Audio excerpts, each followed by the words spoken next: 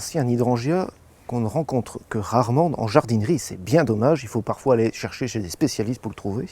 C'est les hydrangeas aspera.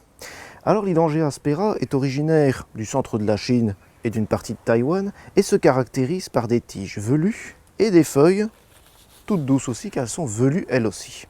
Ces feuilles d'ailleurs, qui sont assez larges et assez grandes, lui donnent un peu une allure tropicale.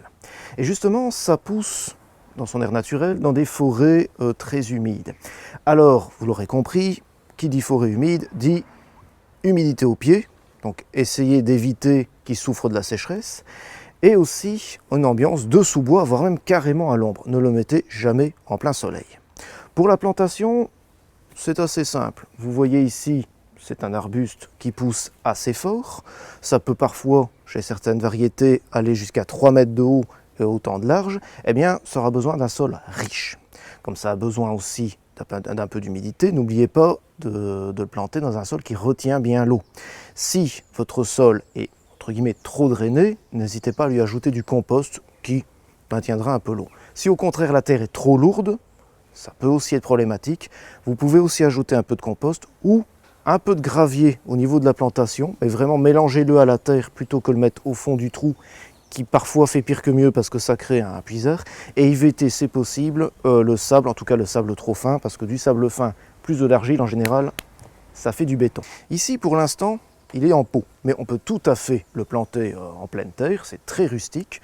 La végétation démarre en général assez tardivement au printemps, donc il ne se fait pas avoir par un petit gel printanier. Et vous voyez ici, toute l'inflorescence, eh bien, elle est constituée ici de belles fleurs stériles qui entourent des fleurs fertiles. Et voyez ce beau bleu mauve, eh bien, ce bleu mauve, quel que soit le sol, contrairement au macrophylla par exemple ou au serrata, quel que soit le sol, eh bien ça restera cette couleur-là. Ça restera comme ça, même si le sol n'est pas acide, même si le sol n'est pas ce qu'il faut. Et justement, en parlant de sol, certains aspera résistent particulièrement au sol calcaire. Je pense notamment à l'hydrangea aspera sargentiana. Donc si vous avez un sol très calcaire, eh bien pensez à mettre celui-ci. Au niveau de l'entretien à penser, la première année, n'oubliez pas de mettre de l'eau au pied s'il fait assez sec.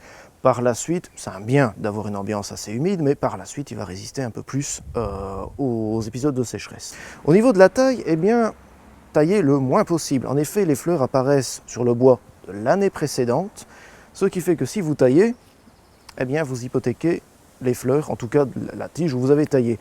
Si vraiment vous avez placé l'arbuste fortement à l'ombre, il a tendance à se dégarnir un peu de la base, et là peut-être une fois de temps en temps, vous pouvez retailler pour qu'il se ramifie bien et qu'il refasse du feuillage et par la suite des fleurs. Mais sinon, en dehors de ça, tout va bien.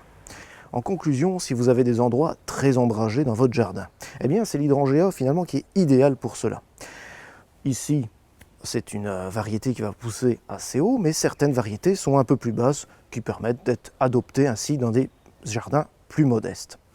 N'oubliez pas donc à la plantation qu'il a besoin d'un sol riche, donc mettez pas mal de compost, mettez peut-être du fumier à la plantation, et peut-être de temps à autre, rajoutez un bon paillage pour garder l'humidité. Si vous avez tout ça dans votre jardin, eh bien il n'y a aucune raison pour que vous ne profitiez pas de ces belles fleurs.